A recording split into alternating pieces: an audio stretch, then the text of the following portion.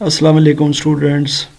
Biology supplements एक नई web series और बायोलॉजी सप्लीमेंट का मकसद है जनाब बायो के सब्जेक्ट्स के अंदर मौजूद डिफरेंट टॉपिक्स को कवर करना और हमारी जितनी भी किताबें होती हैं 9-10 से लेके फर्स्ट ईयर सेकंड ईयर और उससे भी हायर, उनमें बायो के जो टॉपिक्स होते हैं, चैप्टर्स होते हैं, उनके अंदर डिफरेंट ज़ाहिर है हमारे जो मटेरियल होते हैं, जो डिफरेंट टॉपिक्स होते हैं, उनको डिटेल के साथ डिस्कस करना ताकि जो चीज़ टॉपिक में या लेट सपोज़ किसी चैप्टर के अंदर प्रॉपर तरीके से बच्चे को समझ नहीं आई है वो इंशाल्लाह ताला इन सप्लीमेंट लेक्चर्स की सूरत में समझ आ जाएगी।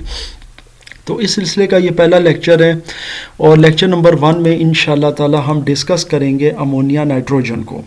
तो हमारा आज का टॉपिक है जी अमोनिया नाइट्रोजन। और अमोनिया नाइट्रोजन क्या चीज़ है, किस तरह ये हमारी बॉडी के अंदर पैदा होता है, किस तरीके से ये एक्सक्रीट होता है, ये क्या चीज़ होती है, इसको ज़रा अंडरस्टैंड करते हैं।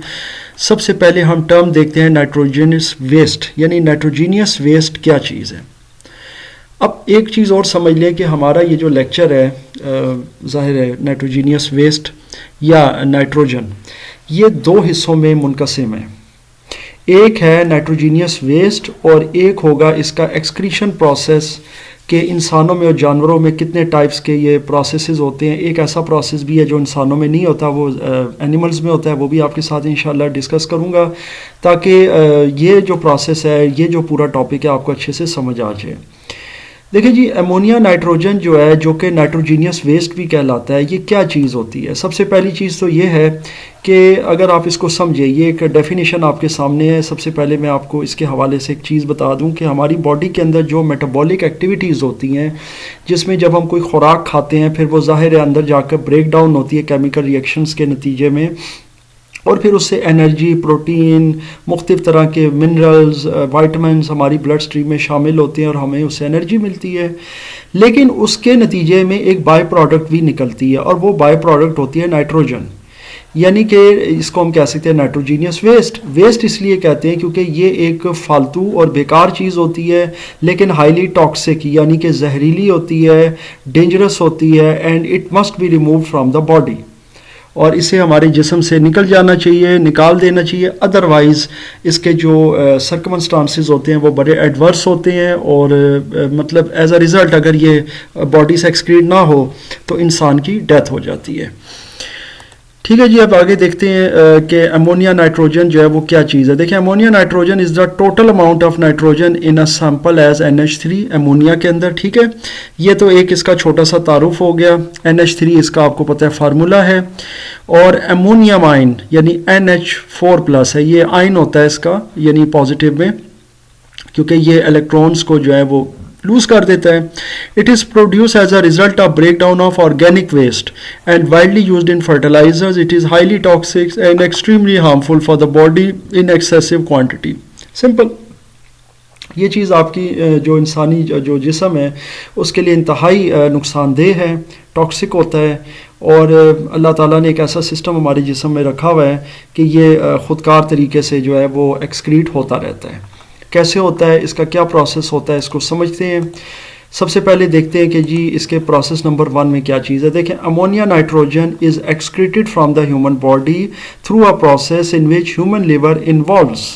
यहाँ तक इसको समझ लेते हैं। देखिए, हमारा जो जिगर होता है, लिवर होता है ना, वो अमोनिया नाइट्रोजन को कन्वर्ट करता है, यानी यूँ कह लें उसकी एक्सक्रीशन में एक किरदार अदा करता है। सबसे पहले तो अगर अमोनिया की एक्सक्रीशन देख लें in the form of ammonia, यानी अमोनिया नाइट्रोजन या यूँ कह लें नाइट्रोजीनियस वेस्ट, अगर अमोनिया की शक्ल में एक्सक्रीट होता है तो उसकी क्या क्वांटिटी पानी की चाहिए होती है। उसके लिए 300 से 500 मिलीलीटर पानी जो है ना वो चाहिए होता है 1 ग्राम अमोनिया को एक्सक्रीट करने के लिए। इसका मतलब है अगर 3 ग्राम अमोनिया है तो उसके लिए आपको 1500 या 1200 से 1500 मिलीलीटर पानी चाहिए। याद रखें कि 1 लीटर में 1000 मिलीलीटर होते हैं, तो इसका मतलब है ये राउंड अबाउट आधा लीटर पानी आपको चाहिए 1 ग्राम अमोनिया को खारिज करने के लिए अपने जिस्म से through urination. I am sure आपको यहाँ तक इसकी समझ आ रही है, और ये चीज़ें ज़ाहिर है कि हमारे लिए वैसे भी समझना ज़रूरी है ताकि हमें बहुत सी चीज़ों के बारे में मालूमात हो और फिर हम बहुत से एडवर्स जो सर्कमस्टांसेस हैं उनसे अपनी लाइफ में बच सकें। तो ये तो एक अमोनिया का प्रोसेस हो गया। यूरिया की तरफ अगर हम जाएं तो यूरिया क्या चीज़ है देखें। अब अमोनिया नाइट्रोजन एक दूसरे तरीके से भी हमारी बॉडी से एक्सक्रीट होती है and that is in form of urea. वो कैसे होती है देखें, जब हमारा लिवर कन्वर्ट करता है यानी अमोनिया नाइट्रोजन को एक कम जहरीले मादे में जिसको कहते हैं यूरिया, और इस प्रोसेस को कहते हैं यूरिया साइकिल। अभी इसका आपके साथ एक डायग्राम भी शेयर करूंगा। तो ये यूरिया साइकिल एक ऐसा प्रोसेस होता है जिसका मैंने इससे पहले अभी आपको नाम भी बताया था अगर आपको याद हो, ऑर्निथीन। तो ये एक ऐसा प्रोसेस होता है जिसके ज़रिए ये एक्सक्रीट हो जाता है यूरिया बनकर, यानी कि अमोनिया नाइट्रोजन यूरिया की शक्ल में एक्सक्रीट होता है। तो ये जो यूरिया जो होता है ना, ये ब्लड स्ट्रीम में शामिल होता है, फिर वो किडनीज उस ब्लड को फिल्टर करते हैं और वो एक्सक्रीट हो जाता है in the form of urine. तो ये एक प्रोसेस है जी। अब इसको देख लेते हैं डायग्राम की शक्ल में। अगर हम इस डायग्राम को देखें तो इसके पूरे डायग्राम को, ये जो आपका लिवर इसमें इन्वॉल्व है, इसको हम दो हिस्सों में तकसीम कर सकते हैं। एक हिस्सा इसका है सीपीएस का और एक हिस्सा है ओटीसी का। ये दोनों एंजाइम्स हैं। सीपीएस आपको नज़र आ रहा है, ओटीसी इसके अंदर ऐसा दूसरा इन्वॉल्व नहीं है, लेकिन वो भी मैं बता देता हूँ। सीपीएस आपको ये नज़र आ रहा है जिसके साथ ये ग्रीन कलर का वन भी बना हुआ है, ये है कार्बामाइल फॉस्फेट सिंथेज। ये बेसिकली एक एंजाइम है जी, और ये क्या करता है, ये अमोनिया और बाइकार्बोनेट्स, यानी ये जो अमोनिया नाइट्रोजन है विच इज़ वेस्ट नाइट्रोजन, और बाइकार्बोनेट्स होते हैं कार्बन डाइऑक्साइड वगैरह, ये इन चीज़ों को लेता है जनाब, ठीक है, इनटेक करता है, और फिर ये इसके बाद क्या करता है, ये इसको कार्बामाइल, ये आप देख सकते हैं, फास्फेट में कन्वर्ट कर देता है। और जनाब इस पूरे प्रोसेस में, यानी कि ये जो सीपीएस इन दोनों चीज़ों को ले रहा है और कन्वर्ट कर रहा है कार्बामाइल फास्फेट के अंदर, इसमें ये यूज़ कर रहा है एटीपी को, यानी एडिनोसिन ट्राईफॉस्फेट। ये इस डायग्राम में मेंशन नहीं है यहाँ पर, बहरहाल ये है कि ये मैं आपको इसके साथ बता रहा हूँ कि एटीपी इसमें इन्वॉल्व होता है, और ये आप लोग 9th-10th में भी एटीपी के बारे में पढ़ चुके हैं। ATP stands for adenosine triphosphate. इसके बाद अगर आप ये साइकिल का अगर आप ये रुख देखें तो ये इस तरफ जा रहा है। अब ये क्या चीज़ है, इसके बीच में जो एक प्रोसेस आता है ना, ये इसका जो है ना वो जाहिर करता है कि कितनी तेज़ी के साथ ये आपका यूरिया साइकिल जो है ना ये आपका प्रोसेस होगा, जिसको आप ऑर्निथीन भी कहते हैं। ठीक हो गया जनाब। अच्छा, अब इसके बाद जब ये आगे जाता है तो सेकंड जो इसका एक एंजाइम इसमें काम करता है वो है ओटीसी।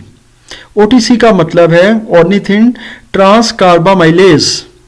ये बेसिकली जो है ना ये क्या करता है कि ये इस प्रोसेस को लेता है और सिट्रुलिन के अंदर ये कन्वर्ट करता है, और फिर उसके बाद ये आप देख सकते हैं कि ये कन्वर्ट होता है मुख्तलिफ सब्सटेंसेस में, और आखिरकार ये यूरिया में कन्वर्ट हो जाता है। और यूरिया जो होता है ना फिर वो ब्लड स्ट्रीम में शामिल होता है, सिंपल। और ये आपके सामने किडनीज़ हैं, तो ये फिर ज़ाहिर है किडनीज़ के प्रोसेस से होकर गुजरता है, और फिर वो ये ज़ाहिर है फिल्टर हो जाता है, ये यूरिनेशन के थ्रू, यानी कि यूरिन बनता है और फिर उसके थ्रू ये सेक्रीट हो जाता है। तो ये इसका बेसिक प्रोसेस है यूरिया साइकिल का, जिसको ऑर्निथिन भी कहते हैं, और ये आप सेकेंड ईयर की बायो में भी पढ़ चुके हैं।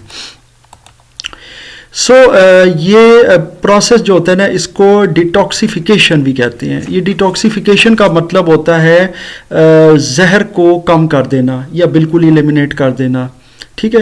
बिकॉज अमोनिया जो होती है ना वो हमें पता है कि जहरीली है, टॉक्सिक है, और यूरिया जो है वो उससे कम जहरीला है। लाजमी बात है वो भी हार्मफुल है, जब तक कि वो भी एक्सक्रीट नहीं होगा, प्रॉपर खारिज नहीं होगा, तो उस वक्त तक जो है ना वो ठीक नहीं है बॉडी के लिए। लेकिन ये उसके मुकाबले में लेस हार्मफुल या टॉक्सिक है, ठीक है। So it can be safely transported in the blood to the kidneys and excreted in urine. So इसलिए इसको इसमें कन्वर्ट किया जाता है यूरिया में, और फिर वो ब्लड के अंदर शामिल हो जाता है, और फिर ज़ाहिर है ब्लड से उसका सफ़र शुरू होता है किडनीज़ की तरह, फिर वहाँ से वो ज़ाहिर है आगे जाता है, और वो प्रॉपर जो है ना वो एक प्रोसेस से गुजर कर यूरिन बनता है, और फाइनली हमारी बॉडी से एक्सक्रीट हो जाता है। इस प्रोसेस के लिए, यानी अगर आप अमोनिया को देख रहे हैं कि अमोनिया जो है एक टॉक्सिक जो सब्सटेंस है वो कन्वर्ट हो रहा है यूरिया में, और फिर उसके बाद वो एक्सपेल हो रहा है बॉडी से, उसके लिए कितना पानी चाहिए? उसके लिए 50 मिलीलीटर जो है ना पानी चाहिए होता है 1 ग्राम यूरिया को एक्सक्रीट करने के लिए। ये याद रखिएगा, जैसा इससे पहले मैंने बताया है कि 300 से 500 मिलीलीटर जो है ना पानी रिक्वायर्ड होता है 1 ग्राम अमोनिया नाइट्रोजन जो है ना उसको एक्सपेल या एक्सक्रीट करने के लिए। लेकिन इन केस ऑफ यूरिया आपको 50 मिलीलीटर 50 से 60 मिलीलीटर मैक्सिमम जो है ना वो पानी की रिक्वायरमेंट होती है पर gram of urea to be excreted from the body safely. ठीक हो गया जनाब। अब आगे चलते हैं और उसके बाद हम देखते हैं कि अब जानवरों के अंदर जिनके अंदर डिहाइड्रेशन होती है या कम पानी होता है उस सूरत में वो किस तरीके से नाइट्रोजीनियस वेस्ट या अमोनिया नाइट्रोजन को सेक्रीट करते हैं या ज़ाहिर खारिज करते हैं। ठीक हो गया जनाब। अब ये चीज़ को समझ लें और ये बहुत इंपॉर्टेंट है आपके लिए क्योंकि ये जानवरों का ही प्रोसेस है। इसमें बर्ड्स हैं, रेप्टाइल्स हैं, इंसेक्ट्स हैं। ये से पहले मैं इनकी डेफिनेशंस और ये चीज़ें बता चुका हूँ, यहाँ ये रेलिवेंट है इसलिए मैं इसको डिस्कस नहीं करूँगा। लेकिन ये जो प्रोसेस है ना एक नाइट्रोजीनियस वेस्ट से यूरिक एसिड बनने का, ये सिर्फ बर्ड्स, रेप्टाइल और इंसेक्ट्स में होता है, not in humans. So these species with less quantity of water in their body need around 1 milliliter of water to safely excrete 1 gram of uric acid। यानी कि इन्हें अपनी बॉडी से 1 ग्राम यूरिक एसिड को सेक्रीट या खारिज या एलिमिनेट करने के लिए 1 मिलीलीटर पानी की ज़रूरत होती है। यानी आप देख सकते हैं कि बहुत कम क्वांटिटी है पानी की और बहुत आसानी से ये एक्सक्रीट हो जाता है और ये होता भी एक सेमी सॉलिड शक्ल में है, यानी कि इतना वो उस तरह नहीं होता है ये लिक्विड शक्ल में क्योंकि ज़ाहिर है उसमें पानी की मिकदार कम होती है। तो सिर्फ 1 मिलीलीटर पानी चाहिए होता है 1 ग्राम ऑफ यूरिक एसिड जो है उसको खारिज करने के लिए बर्ड्स, रेप्टाइल्स और इंसेक्ट्स के अंदर। सो ये था जी हमारा लेक्चर जिसके अंदर हमने 2 मेन टॉपिक्स को पढ़ा। एक यूरिया साइकिल को भी हमने समझा, सेक्रीशन प्रोसेस और नाइट्रोजीनियस वेस्ट। इसमें किसी किस्म का कोई भी क्वेश्चन हो या कोई कन्फ्यूजन हो तो मुझसे आप ज़रूर शेयर कीजिएगा।